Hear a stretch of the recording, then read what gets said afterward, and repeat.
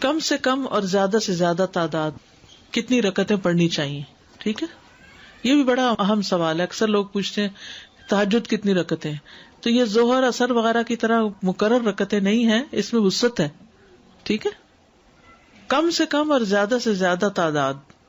ابن عثیمین کہتے ہیں نبی صلی اللہ علیہ وسلم سے رات کی نماز کے متعلق سوال کیا گیا تو آپ نے فرمایا رات کی نماز 2 رکعت ہے، مثنا مثنا، اور آپ نے اس کو کسی تعداد کے ساتھ متعین نہیں کیا. آپ نے یہ نہیں فرمایا 4 ہے، 6 ہے، 8 ہے، 10 ہے، نہیں. کیا فرمایا؟ 2 ہے. تو جب نبی صلی اللہ علیہ وسلم نے اس کے لیے کسی گنتی کو متعین کیے بغیر کیفیت کو واضح کر دیا تو اس سے معلوم ہوا کہ نماز کا معاملہ اس بارے میں وسعت رکھتا ہے، یعنی اس میں کافی گنجائش ہے. انسان 100 رکعتیں بھی پڑھ سکتا ہے اور 1 رکعت کے ساتھ اس کو وتر بنا سکتا ہے. تو اصل بات یہ کہ انسان جتنی طاقت پاتا ہے اتنی رکعتیں ادا کر لے. ٹھیک ہے. ابن باز رات کی نماز کی تعداد کے متعلق کہتے ہیں کہ یہ بات ہر انسان کی طاقت کی طرف لوٹتی ہے، اور نبی صلی اللہ علیہ وسلم 11 رکعت ادا کرتے اور 2 رکعت پر سلام پھیرتے.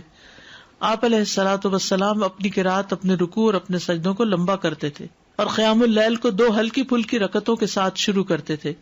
سب سے بہتر یہی ہے، اور اگر وہ 3، 5 یا اس سے بھی زیادہ پڑتا تو کوئی حرج نہیں.